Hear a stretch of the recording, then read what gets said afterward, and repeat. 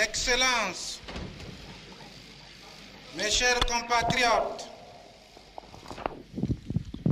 au moment solennel où la République du Congo se présente au monde et à l'histoire pleinement indépendante et souveraine, au moment où nous ressentons incessamment le caractère irrévocable et définitif du pas que nous franchissons, nous ne pouvons pas nous empêcher de mesurer la gravité de nos responsabilités et, dans une attitude de profonde humilité, de demander à Dieu qu'il protège notre peuple et qu'il éclaire tous ses dirigeants.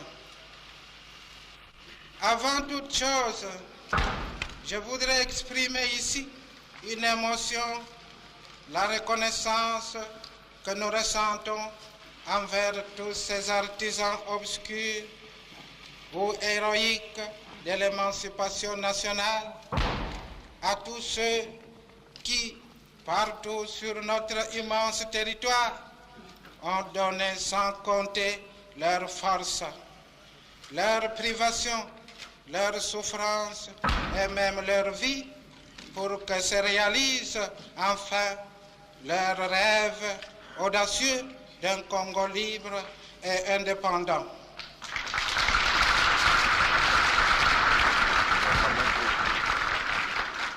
Je pense à ces travailleurs des chantiers, des usines, à ces agriculteurs de nos plaines et de nos vallées, à ces intellectuels aussi, à tous ceux, jeunes ou vieux, qui ont senti monter dans leur cœur un irrésistible idéal de liberté et qui, quoi qu'il puisse arriver, ont su rester fidèles à cet idéal et ont su l'accomplir. Je pense à nos femmes aussi qui, sans faiblir un seul instant, ont su reconfronter leurs fils, leurs époux dans leur lutte magnifique et souvent même se trouver à leur côté au plus âpre du combat.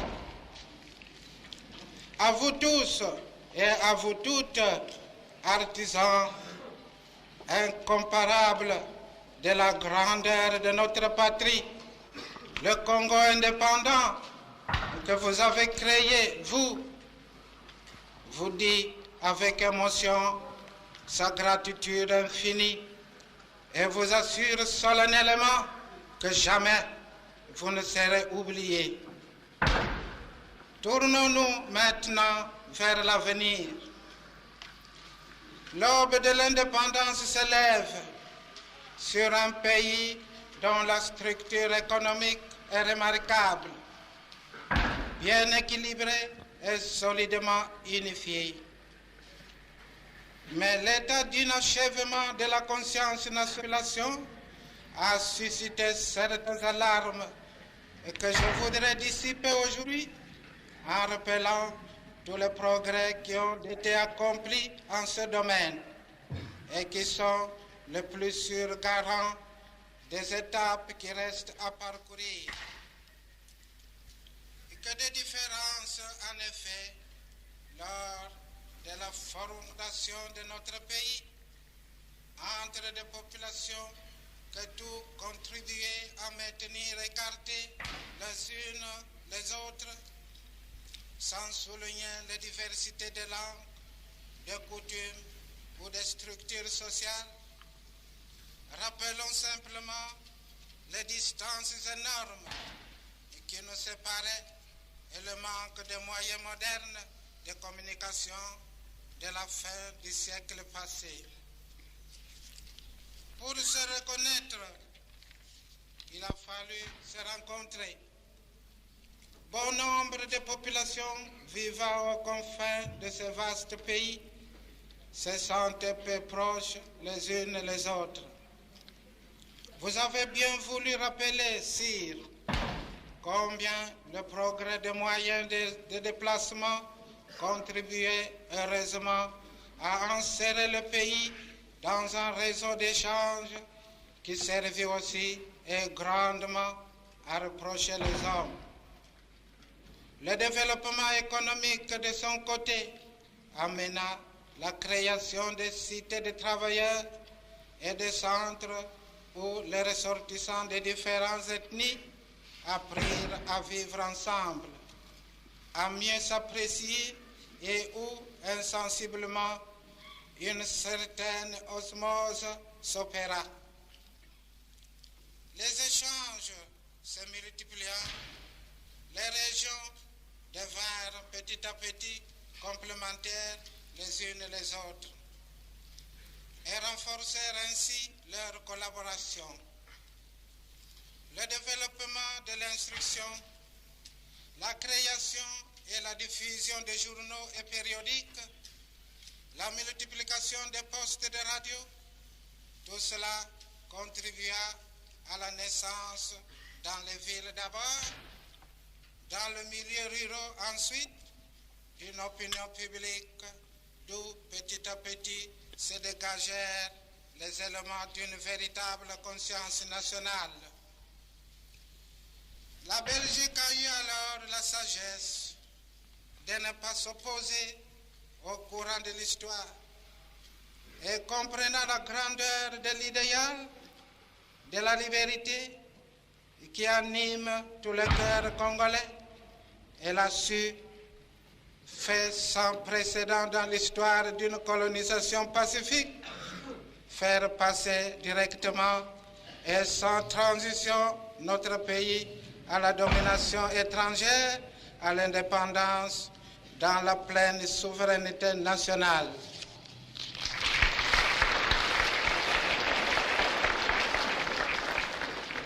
Mais si nous pouvons nous réjouir de cette décision, nous ne devons pas oublier que c'est à nous désormais à prendre le relais et à rassembler le matériau de notre unité nationale, à construire notre nation dans l'union et dans la solidarité.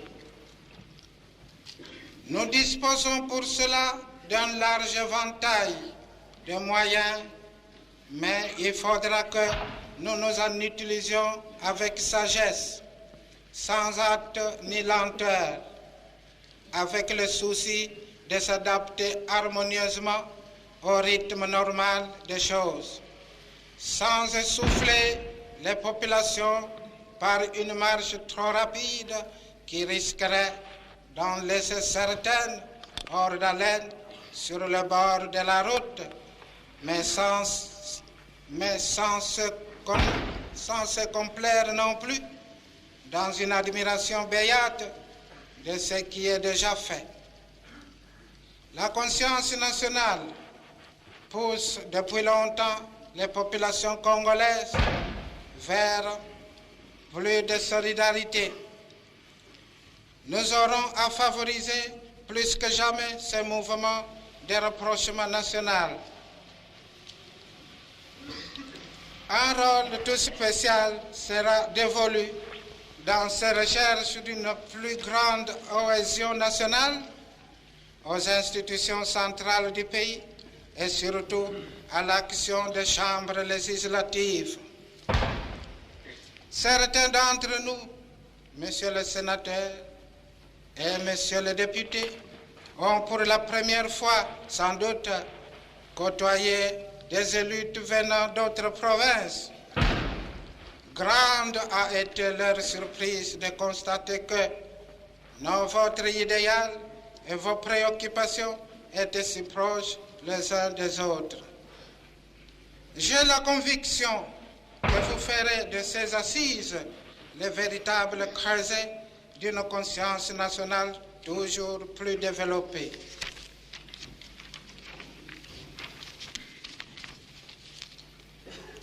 Nous saurons également, dans tout le pays, développer l'assimilation de ce que 80 ans de contact avec l'Occident nous avons apporté de bien.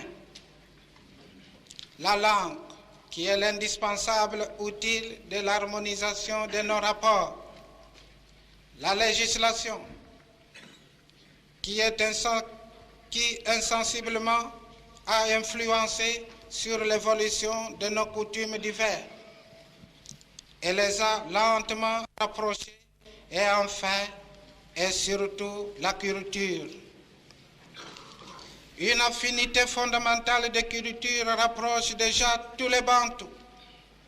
Aussi, le contact de la civilisation chrétienne et les racines que cette civilisation a poussées en nous permettront aux sans anciens revivifiés de donner à nos manifestations culturelles une originalité et un éclat tout particulier. Nous aurons à cœur de favoriser l'éclosion de cette culture nationale et d'aider toutes les couches de la population à en percevoir le message et à en approfondir la portée.